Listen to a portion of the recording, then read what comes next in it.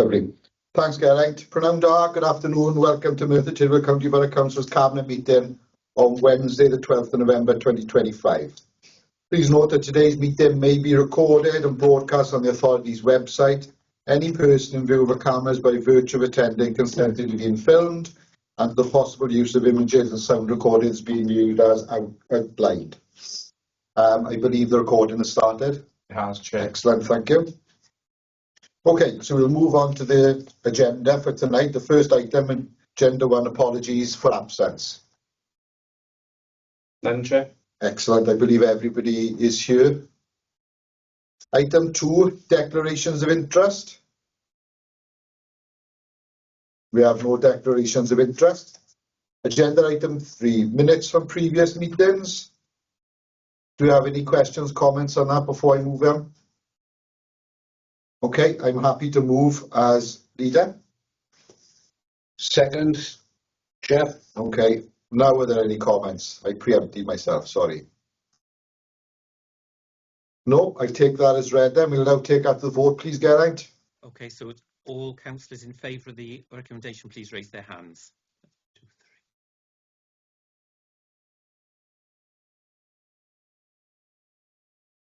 3. Voted. 1, 2, 3. Yeah, that's carried, Chair. Excellent, thank you very much. Okay, moving on to the main body of the agenda. Agenda item 4, the strategic section. Item 4, budget 26-27, the medium-term financial plan update report. To consider the report from the Director of Finance, Councillor Williams-Price. Thank you, Chair.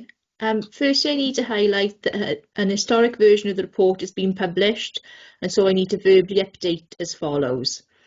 The last sentence in section 3.19.13 should read, at this stage, it is deemed prudent to estimate growth of the council tax base by 60 Band D equivalent properties for 26-27.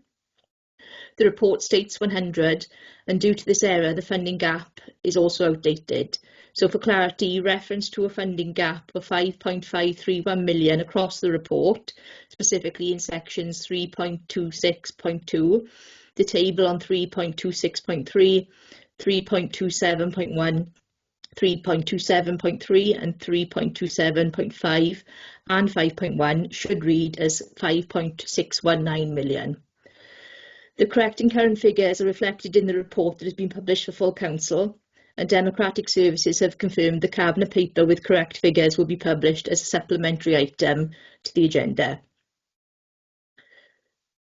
So to introduce fully, this item provides an update on the Council's medium-term financial plan and the development of the 2026-27 budget. The report outlines the latest economic and fiscal context, including inflationary trends, pay pressures and funding assumptions, and explains how these factors impact on our financial planning.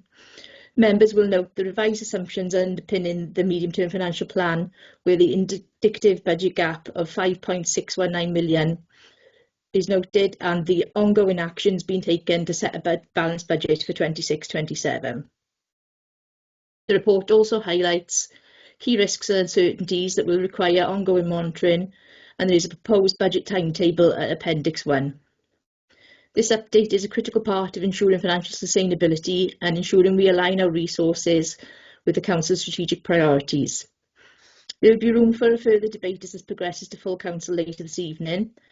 And for information, following feedback and discussion regarding recommendation 2.3 and the role of delegated authority at this stage, I am removing the recommendation so that this would not progress to full council, and as such, point 3.27.4 should be disregarded. However, this should not prevent directorates from taking mitigating actions to address any overspends, both to improve the position and to mitigate ongoing impact into 26-27. So to move the recommendations, which are the revised assumptions to support the development of the medium-term financial plan due to the changing environment in which plans are being developed, be noted. Corporate management team continue to work with the relevant portfolio cabinet members to identify potential savings to assist in addressing the indicative budget gap across the period of the medium-term financial plan, be noted. Again, as discussed, 2.3 is now being removed. The budget timetable set out in Appendix 1 be recommended to Council for approval, and this report is presented to Joint Scrutiny Committee for their scrutiny and feedback be approved. Thank you. Thanks, Councillor Williams-Price. I'm happy to second the recommendations as stated. Okay, have we got any comments? Questions, sorry. Okay, I've got one question, and that's not for you, so Craig. Craig 2.3, I can understand the reasoning and the rationale behind removing 2.3. But are we going to revisit that now before this time next year?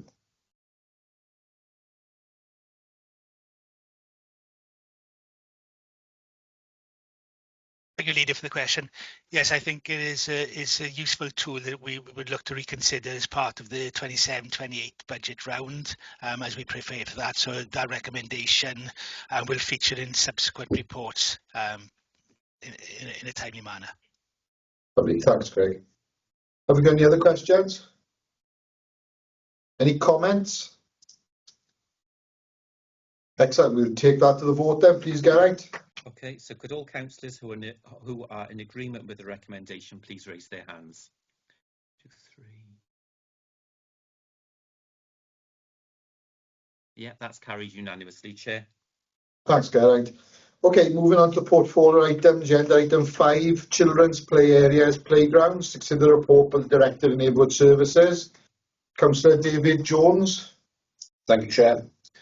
This report proposes an amendment to the playground refurbishment plan for 2025-26, as can be seen in the table on page 28 of the report. On inspection, the Cyfarthfa Park playground was found to be in very good condition and not in need of refurbishment at this time. The creation of formal play facilities in the town centre has been a long-standing issue in public consultation exercises over the past several years, and the decision for the Cyfarthfa playground has provided an opportunity to address this issue. The proposal is for the funding that was originally to be used for the Cyfarthfa playground to instead be used to create a playground adjacent to the Gleveland site. This playground will be an added attraction to the town centre where children can spend time, develop social skills and confidence, deal with the stress and may even reduce crime and vandalism. I move the recommendation at 2.1 that the revision to the 2025-26 programme replacing Cyfarthfa Park with Gleveland is approved. Thank you, Chair. Thanks, Councillor Jones. Councillor Scriven. Yeah, happy to second, Chair. Thanks, Councillor Scriven. Okay, I will open that up to questions. Councillor Williams-Price. Thank you. Can I ask, with regards to the other playgrounds scheduled for this financial year, and specifically Pentre Bark, which falls within my ward, is there a current timescale for the works, and when will plans and designs be made available for ward members and the public, please? Thank you, Councillor. Yes, those are scheduled to be completed this year, and we're currently in discussion with the playground companies to finalise designs, which we'll then bring to the ward councillors.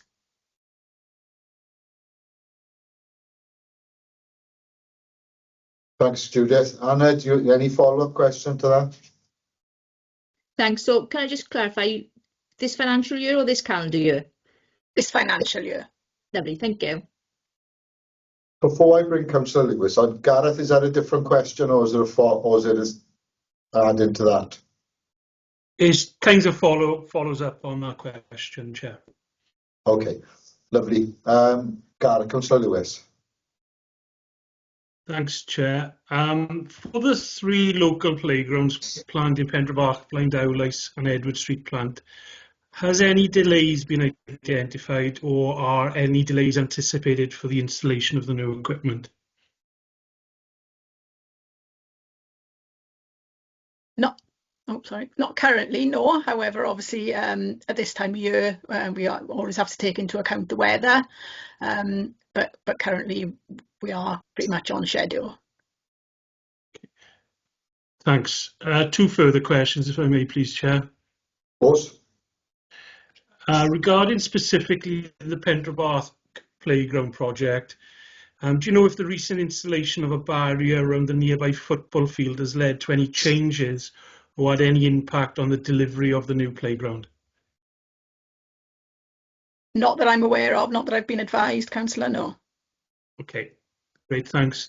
And final question, does the council have any plans to install new fencing or any other permanent structures at the playing fields near the Pentrabach playground? Again, not that I'm aware of, but I can certainly check with the relevant department to see if there are any plans that I'm not aware of. That's great, thank you very much. Thanks, Councillor Lewis. Just a couple of quick questions, Judith, if that's okay, just to follow on from Anna and Gareth. Sorry for making me switch your camera back on again. In terms of the playground in Pentrabach, the original design and scheme of works for that was an extended playground. Can you confirm that it's still going to be an extended playground, please? Yeah, I believe the original intention is still the same. Yeah, that's right. Excellent, thanks, Judith. And last question from me is, with regards to the fencing which is going around the pitch, because obviously Pentrabach 1, I think is Gareth is now, so Pentrabach 1 has been fenced off now because it's an asset transfer over to the Red Lion. Just to confirm that the community of Pentrabach can still use that pitch when the Red Lion are not using the pitch at all. That's correct. That's my understanding. Yes. Excellent. Thanks, Judith. Have we got any more? Sorry, Gareth. Just to clarify your question, Councillor Carter, it's a barrier, not a fence. Oh, yes, a barrier. Yes, you're right. Thank you very much, Gareth. I will remember that one.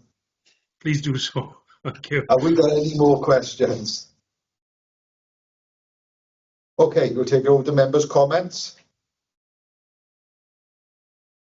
Okay, I've got one quick comment, Councillor Jones, if that's okay. In terms of the playground, which we're potentially going to agree to now for the town centre, this could be a tremendous asset for the town of Merthyr Tydfil, which would also hopefully boost the economy in Merthyr Tydfil, and shops would see a distinct benefit as well from having greater footfall as well. So we'll see what we come up with a vote with regards to that. Any more comments of anybody? Okay, Geraint, should we take that to the vote? Okay, so would all councillors in agreement with the recommendation please raise their hands?